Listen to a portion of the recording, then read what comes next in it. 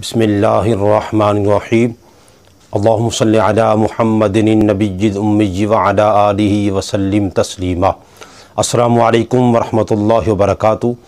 تو ناظرین، آج کا ہمارا ٹاپک ہے ماں اور بیوی دونوں سے محبت کرو۔ ناظرین کرام، آج کا موضوع بڑا ہی اہم موضوع ہے کہ کئی گھر ایسے ہم نے دیکھے جو اجڑ گئے ماں اور بیوی کے درمیان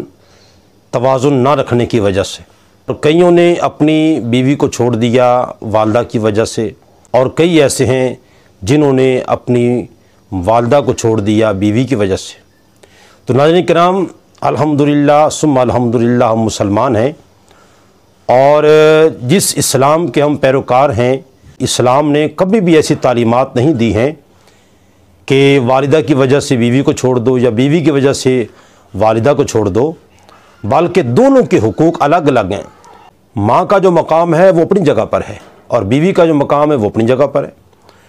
اب دونوں میں توازن نہ رکھنے کی وجہ سے کئی گھر ایسے ہوتے ہیں وہ اجڑ جاتے ہیں، اور اکثر اوقات ماؤں کے ساتھ برا سلوک کیا جاتا ہے اپنی بیوی کے پیچھے لگ کر۔ تو یہ انتہائی بری بات ہے، بالکل اسلام نے ایسی کبھی تعلیمات نہیں دی ہیں۔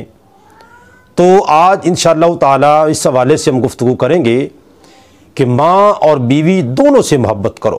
کیونکہ دونوں سے محبت کرنے کی وجہ سے ہی آپ کا گھر جنت بن سکتا ہے۔ تو ناظرین کرام، ماں اور بیوی دونوں سے محبت کرو۔ کیوں؟ ماں سے اس لیے کہ ماں وہ عظیم ہستی ہے جو تمہیں دنیا میں لاتی ہے، اور بیوی وہ ہستی ہے جو ساری دنیا کو چھوڑ کر تمہارے پاس آتی ہے، اور ماں وہ ہستی ہے جو تمہاری خاطر پوری دنیا سے لڑ جاتی ہے، اور ماں کے بعد بیوی وہ ہستی ہے جو سب کی مخالفت کر لیتی ہے صرف آپ کی وجہ سے، اور ماں وہ عظیم ہستی ہے جو سب سے زیادہ دنیا میں تمہارا خیال رکھتی ہے، اور ماں وہ ہستی ہے جس کے سب سے زیادہ احسانات ہیں تم پر، کیونکہ ماں تو اس وقت سے تم سے محبت کرتی ہے جب تم ابھی دنیا میں ہی نہیں آئے تھے۔ اولاد کی محبت کی وجہ سے ہی اس نے تو تمہیں جنم دیا، اور ماں کے بعد بیوی وہ ہستی ہے جو سب سے زیادہ تمہیں چاہتی ہے، تم سے پیار کرتی ہے، اور ماں وہ ہستی ہے دنیا کے سارے رشتے ناتے جو ہیں وہ چھوڑ جاتے ہیں، لیکن ماں کسی حالت میں بھی نہیں چھوڑتی، اور ماں کے بعد بیوی وہ ہستی ہے جو سب کے چھوڑ جانے کے بعد بھی وہ اپنے شوہر کا ساتھ دیتی ہے۔ تو ناظرین کرام، بے شمار ایسے پہلو ہیں جن پر نظر ڈالی جائے تو معلوم یہ ہوتا ہے کہ ماں کا مقام جو ہے وہ سب سے زیادہ ہے، اور ماں کے بعد جو ہے وہ بیوی کا وہ مقام ہے کہ ماں جو ہے وہ سب سے زیادہ وہ اپنے بچے سے، اپنی اولاد سے پیار کرتی ہے، تو ماں کے بعد وہ بیوی ہی وہ ایسی ہستی ہے جو سب سے زیادہ اپنے شوہر سے پیار کرتی ہے۔ ناظرین کرام، آج ان چیزوں میں توازن نہ رکھنے کی وجہ سے